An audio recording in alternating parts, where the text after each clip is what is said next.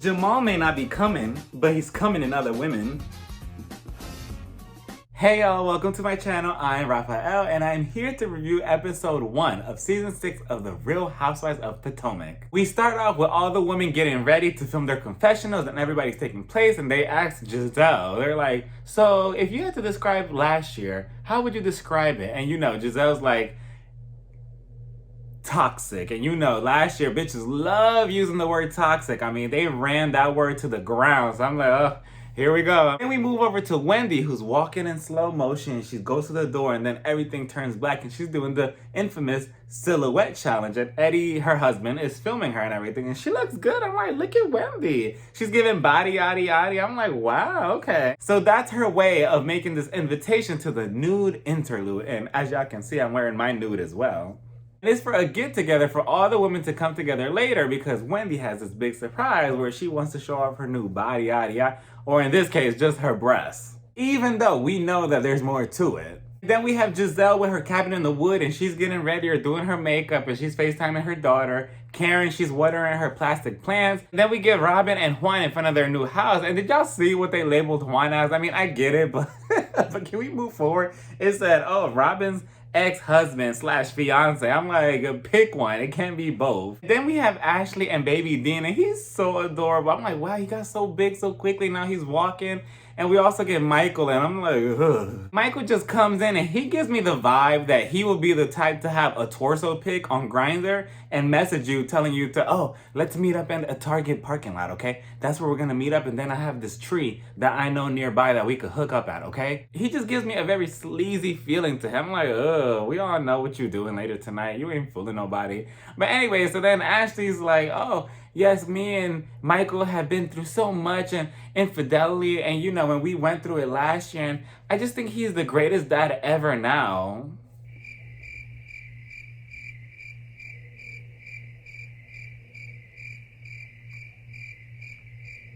She is just drinking a huge cup of delusional with a little bit of sugar in it because I'm like, best father. I mean, I guess a best husband. I mean, I guess, especially with all the hell he's put you through. And you know, he's just over there just avoiding camera time and it's just like, Yeah, anyway, Ashley. And Ashley's like, babe, when are you gonna, you know, like, I kind of want it doggy style and you haven't really given it to me in like 4 months. And Michael's just like, yeah, oh, another Grindr notification. Let me see. Let me go to Juan's Instagram. Oh, that man is just... Oh, man. Anyway, let me go back to Grindr. Oh, yeah, Ashley, yeah, we'll smash later. It's just crazy that she allowed herself to get married to him. I mean, I guess whatever works for you, Ashley, but I don't know. He's not really all there to me. Especially with what he's done the last couple seasons, just touching ass, touching this, touching that, like, and it's on camera. No. And then we get Candace and her new house, and her new house is beautiful. I mean, I'm like, wow, from the outside it looks good. As soon as you walk in, it has this huge staircase and everything. So Giselle makes her way over there, and then right before Giselle went in, Candace had a mini conversation with one of her daughters that they call a bonus daughter, and she's like, listen over here, come over here, you little bitch. What you're gonna do, little girl, is you're gonna act like you like this woman. You're gonna act like you enjoy being in front of this TV. I don't care if you don't wanna be on camera. No, don't give me mouth. You're gonna be in front of this camera because I need a storyline. You know this woman named Monique? You don't know her? Well, she beat me up last year, and she's not on the show anymore, and I need a storyline. So you and your brother are gonna be my new storyline, and I'm gonna like play pretend mom with you, okay?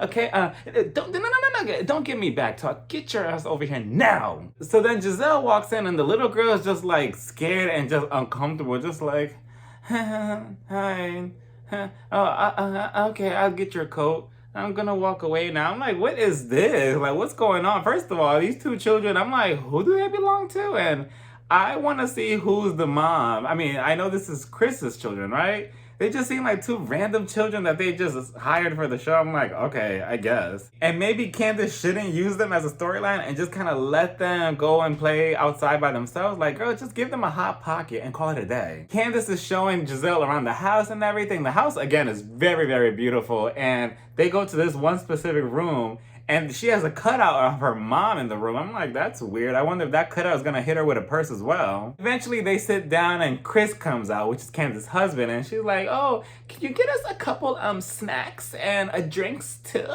Thank you. Yeah. So anyways, Giselle, like, what happened? Giselle, of course, she's just reading off her script in her head saying, oh, me and Jamal, I don't think we're really in a good headspace right now. I mean, it's just a lot going on. I wish he was closer. I wish he was down the street, but he's 8 states away and 8 women away from me. And, you know, he's in 8 different holes every night. And we just can't be together right now. Candace thinks that it's because of the embarrassment that she received with Karen at the reunion last year. And Giselle probably does feel dumb and embarrassed that Karen just put her on blast in front of everybody. I mean, it's not even putting on blast, Giselle. We all know it. You're just faking this relationship with Jamal for a storyline. And I just wish you let it go and just kind of have your own storyline of dating new men. That would be interesting to see you do. And then we get Karen and Ray. And it was very nice and refreshing to see them kind of being lovable and playful again, as opposed to last season where it was just kind of like, oh, are y'all heading for a divorce or what are we doing here? But it's really nice to see them again. They're picking out clothes and everything that they're gonna give away, I'm assuming.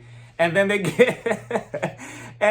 get Wendy's message, you know, the silhouette challenge video, and Karen is sitting on Ray's lap, and Ray's just like, oh my God, we need to film this scene quickly because my leg's about to give out. And they're watching the video, and then it ends, and they're like, what is this? And, you know, they're seeing the video, and Ray's like, wait, can you play that again? Let me get my glasses.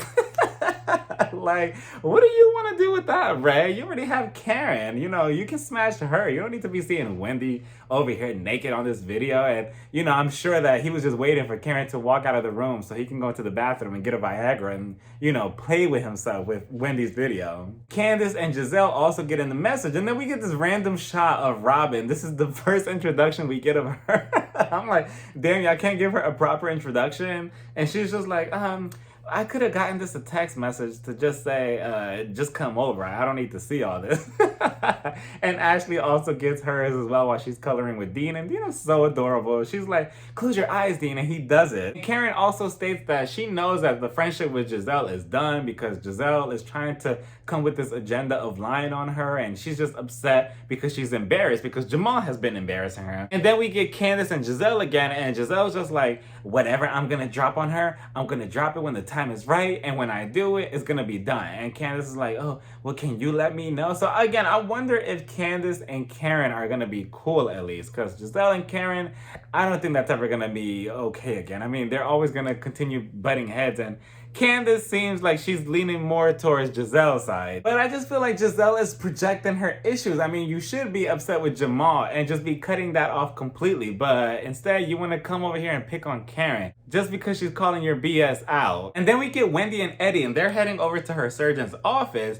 And I did not notice in her confessional that she got her boobs done. I'm like, what? Until she pointed it out, I'm just like, oh, I thought she was just wearing a good dress or a good bra or something. Mind you, everybody this season, everybody looks beautiful in their confessional, especially Wendy. I mean, she's just glowing this time around, and I love that dress that she had on. It really brings out her boobs a little bit more, and now that I noticed it because she said it, I'm like, oh, okay, she looks good. So Wendy seems like she's having much more fun this time around instead of talking about her degrees for 100 times. People have been saying online that she's got her face done or something touched on her face, and I can't put my finger to it. I think she's just a naturally beautiful woman, but other people think that she got something done from season 1 to now, but I don't know. What do y'all think? I can't see it. I mean, unless you really point it out to me, I can't really see it. And people are saying that she got her ass done. I mean, they do the little flashback too later on, and that's very obvious. So I'm shocked that she doesn't put that out there either, the way she does with her boobs. But either way, Wendy, I'm not mad at you. If you want to get your body done and get whatever done, be honest with it. You know, you look good, so why not? Then we get Robin, who's meeting up with Juan. Dixon is not here, but he is here. And she's meeting up with him to have some type of fruit or, you know, just to hang out or whatever. And they're all talking, and he has his mask on. He is not playing with this fucking pandemic. He's like, no, I'm not gonna take my chances. I'm gonna keep my mask on. So kudos to you, Juan. I know that's right, taking precaution. And he just kind of starts grilling into her. He's like, listen, you're being a lazy bitch. You're not doing nothing. You're not brushing your teeth. You haven't cut your toenails in a while. You look dirty. Like, you need to come on because there's flies all around this house. Nothing is being cooked. The children are only eating Chick-fil-A. What's going on here, Robin? Like, this is such a turnoff. And it's like, relax. And I get it to a certain extent, but just like Robin explained in her confessional, like, she did not expect for the pandemic to still continue being here and for it to draw out the way it did and for it to kind of stop life in its track in a way, you know, because everybody was just at home. And pandemic depression is real. I mean, I'm pretty sure we all been there at some point within the last year. And I feel like Juan is not really being nice about it. I really don't think that he's giving her like leadway with that. Just, you know, take a step back and look at your wife and see that not everybody handles the pandemic the way you did, you know? He's also saying that he wants another child, he wants a girl specifically, and come on now, you need to have my babies, like, let's get this going. And that's another thing I'm just like, okay, I get it that you two are together and stuff, but if she does not want to have another child, she doesn't have to, and you can't control her body like that either. Even if you're together, at the end of the day, it's I get it. It's kind of both your choice, but it's mostly her choice because it's her body and she's going to be the one that's carrying this baby. And if she's carrying this baby, she cannot just be walking around with a big stomach with a baby inside and just be depressed because of the pandemic. You know, like right now it's just not the time for it. And the producers also asked, so when are y'all getting married? Come on now, because we don't know if we're going to give you a contract for season 7. And you keep extending this lame-ass storyline for what? Just, you're either going to get it or you're not. And I truly feel like it's never going to happen. I feel like we're eventually going to see the downfall of their relationship again. And they're going to separate because Juan just looks and seems that he's just ready to, you know, be with somebody else because he's probably just over Robin. But hopefully not because, I don't know. I mean, Robin has her, you know, moments here and there. But I feel like she could be likable if she wasn't like so teamed up with Giselle. Back at Candace's house, we get more uncomfortable scenes with her and these children. And she's just like, oh my God, is that a potato? Oh my God, like, let's go over here and do math homework. Let's fucking go now. I know you don't want to be on fucking camera, but let's go. I need a storyline. Oh my God, your brother's here too. Maybe the son is okay with it and he seems more open to be talked to. But the daughter is just like, I don't know how to do math. And Candace is lost as well. Like, wait, what's 2 plus 2? Shit. I'm gonna look stupid in front of these cameras. Yeah, here, just do your math homework upstairs, go. Then we get a double confessional with her and Chris, and she looks so good in their confessional. I mean, both of them do. And the producer's like, oh, so, I mean, I know you want a child, but, you know, with a condom, you can't really get pregnant that way. And Chris is like, yeah, I know. And Candace's excuse is, I don't trust penis, which, I mean, what does that mean? It just seems that she doesn't want to be a mom, probably, right? I mean, it's her right, but I mean, I guess she's not really being upfront about it with Chris, or maybe right now is not the right time, and maybe she just needs to get situated with their new home, and then maybe things might change, and she's gonna be his third woman that he got pregnant. I'm like, what? Like, I don't know why that slipped my mind. I did not know that, because again, looking at these children, I'm like, who's your mom again? And all the women start getting ready for Wendy's nude interlude little event that she's having. And back at Wendy's house, we get a very somewhat disturbing scene with her and her children and some cupcakes. Because she's like, oh, I got some breast cupcakes, right? And they're shaped with nipples and everything. They look very believable and delicious. And then she's like, oh, come here, kids. Come over here. I got a present for you. And she gives it to them and they just eat it. And they're like, what does it look like? And clearly they don't know what it is. And they're like, chocolate? She took the term breastfeeding a little bit too literal. And it was quite disturbing to see that. I'm like, you could have gave those kids some chips or Doritos or something. They did not have to eat some breast-shaped cupcakes. But regardless, they look good, so I guess. Finally, all the women start arriving at Wendy's house one by one, and Giselle's the first one to get there. And she's dressed like a brown traveling bag, but she actually looks cute. I know people love to rag on her for her fashions, but I thought she looked cute. I thought she looked presentable. And they also point out that Wendy lives very, very far away. I mean, Potomac is here, then Baltimore is here, and she's like all the way somewhere else. I'm like, what? How did they even cast her? I mean, at this point, it's not even the Real Housewives of Potomac. It's the Real Housewives of, you kind of need to get through this toll, to get through this toll, to take this highway of Potomac. And then Robin comes in and Giselle's like, oh, come with me, come with me. And then she goes around and shows her the name tags all over the plate. And she's like, who's Mia? And of course, Giselle's like, I don't know that bitch. I don't know that bitch. And I'm not sure if she said it in a playful way or if it like was a little bit shady, but I'm like, Giselle, cut it out right there. Seems like you want to start issues with the new girl, but who knows? And then we finally get a small introduction of Mia, and I'm glad that we didn't have to wait 3 episodes to see who the new housewife was. And she's with Karen, and Karen just gives this BS. Oh yeah, we met because we're like close friends and we're like best friends. Sis, just cut it out. Just say that the producers needed a new housewife to replace Monique and we got her on the show. Stop. It kills me when they always trying to introduce a new friend or a new housewives into any of the Housewives franchise. And they have to come up with this elaborate story like, yes, I was almost attacked in the Amazon jungle, but this woman came out of nowhere swinging on a vine and she attacked the tiger for me and saved my life. And next thing you know, we're best friends. And now she's on Housewives of whatever city. And that's exactly how it plays out. I'm like, okay, we get it. Like, cut it out. And we also get Ashley in her space galactic boots. And she's coming in. She looks so cute, pregnant. And they give her a non-alcoholic drink. And as she's settling in with Robin and Giselle, Wendy finally pops up and makes her appearance. Karen and Mia finally get to Wendy's house, and if looks could kill, Giselle looked over and just gave the most cold-hearted look. I'm not sure if she was looking at Mia up and down or if it was Karen or both. Giselle was just looking at them like, and saying that she needs to apologize, that Karen should have been begging for an apology and should have been apologizing for everything at the reunion. I'm like, Giselle, get a grip. Like, Karen is not going to apologize to you. And Karen comes in this huge ball gown. I'm like, what is this, bitch? The Grammys? Like, just a little get together for titties. Like, it's not that serious.